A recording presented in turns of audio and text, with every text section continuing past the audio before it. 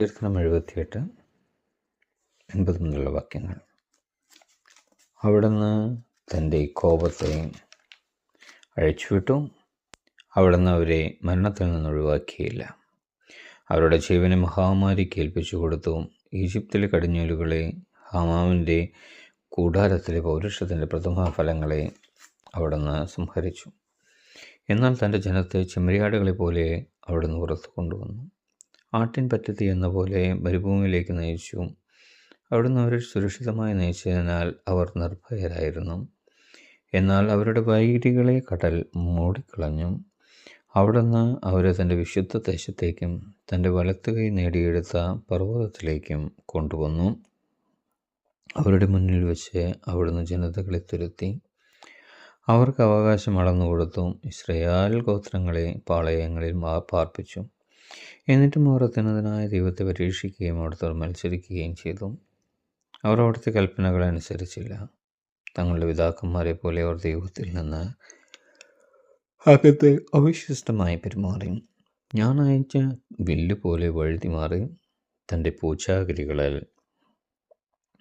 അവിടുത്തെ പ്രകോപിപ്പിച്ചു. തങ്ങളുടെ വിഗ്രഹങ്ങളാൽ അവിടുത്തെ അസൂയാലുവാക്കി. ദൈവം ഇത് കണ്ട് ക്രുദ്ധനായ അവിടുന്ന് ഇസ്രായേലിനെ പരിപൂർണമായി പരിത്യജിച്ചു.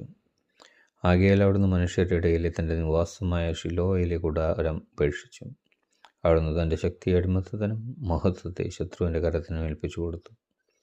അവിടുന്ന് തൻ്റെ ജനത്തെ വാളിന് വിട്ടുകൊടുത്തു. തൻ്റെ അവകാശത്തിന്മേൽ ക്രോധം ചൊരിഞ്ഞു.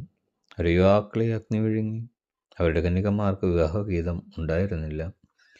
അവരുടെ പുരോഹിതന്മാർ വാളിനിരയായി. അവരുടെ വിധവകൾ വിലാപം ആചരിച്ചില്ല.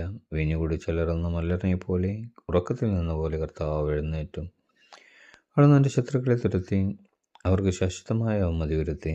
അവിടുന്ന് ജോസഫിൻ്റെ കൂടാരം ഉപേക്ഷിച്ചു. എഫ്രായിൻ്റെ ഗോത്രത്തെ തിരഞ്ഞെടുത്തില്ല. എന്നാൽ അവിടുന്ന് യൂദാ ഗോത്രത്തെയും താൻ സ്നേഹിക്കുന്ന സിയോൻ മലയെയും തിരഞ്ഞെടുത്തു. ഉന്നതമായ ആകാശത്തെയും എന്നേക്കുമായി സ്ഥാപിച്ചിരിക്കുന്ന ഭൂമിയെയും പോലെ അവിടുന്ന് എൻ്റെ ആലയം നിർമ്മിച്ചു. അവിടുന്ന് തൻ്റെ ദാസനായ ദാവീദിനെ തിരഞ്ഞെടുത്തു. അവനെ ആടുകളുടെ ഇടയിൽ നിന്ന് വിളിച്ചു. തൻ്റെ ജനമായ യാക്കോബിനെയും തൻ്റെ അവകാശമായ ഇസ്രായേലിനെയും മേയിക്കുവാൻ വേണ്ടി അവിടുന്ന് തള്ളയാടുകളെ മേയിച്ചിരുന്ന അവനെ വിളിച്ചു വരുത്തി. അവൻ പരമാർത്ഥ ഹൃദയത്തോടെ അവരെ മേയിച്ചു. കരവിരുതോടെ അവൻ അവരെ നയിച്ചു.